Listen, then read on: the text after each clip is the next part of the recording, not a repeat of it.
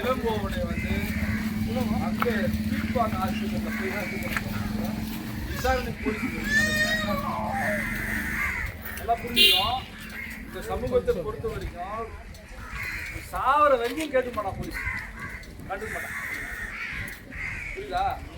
செத்ததுக்கு அப்புறம் தான் இது ஏதாவது கொஞ்சமா காலில் விழுந்து இப்போ இது வந்து போலீஸ் காட்டுக்கிட்ட ஸ்டேட்மெண்ட் வாங்கும்போது கூட என்னை எட்டுன்னு போய் 4 பேர் வச்சுட்டு வந்து வேற இடத்துல வச்சு கொடுத்துட்டானுங்க அப்படின்னு அவர் சொல்லிடுவாங்க.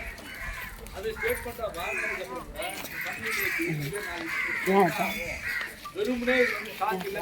போலீஸ் பற்றி கேட்டப்போ இது வந்து எலக்ட்ரிக்கல் ஷாக் மட்டும் இல்லைன்னு தெரிஞ்சுங்களா அப்படின்னு கேட்டேன். ஆமாங்க, அதுக்கு மேலே ஏதோ நடந்துச்சுன்னு தெரியுதா? ஆமாம், ஏதோ நடக்குது. அப்போ 4 நாளாக ஏன் விசாரணை செய்ய நடக்குது? செத்ததுக்கு அப்புறம் வந்து ஆடியோ மட்டும் எதுவும் சொல்லுங்களே அப்படிங்கிறது நம்ம கேள்வி. அதனால நாங்கள் இப்போ என்ன கேள்வி சொல்லிடுறோம் அப்படின்னு சொன்னா, குற்றவாளிகள் யாரும் உடனே கண்டுபிடிக்காங்க. இது வந்து தாக்கப்பட்டவர் அல்லாத வேற ஒருத்தனால நடத்தப்பட்டிருக்கிற இந்த இறப்பு என்பது கொலையா கன்வெர்ட் பண்ணோம்.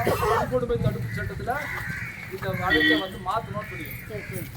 வன்கொடுமை SC/ST இது போடணும்னு சொல்லிடுவோம். ஸ்டேட்மெண்ட்டை எழுதி கொடுக்கணும்னு சொல்லிடுவோம். தம்பி தம்பி சம்மந்தப்பட்ட நபர்கிட்ட வாங்கியிருக்கிற புகாரில் வீடியோவில் நீங்கள் தம்பி யாராவது தம்பி கூட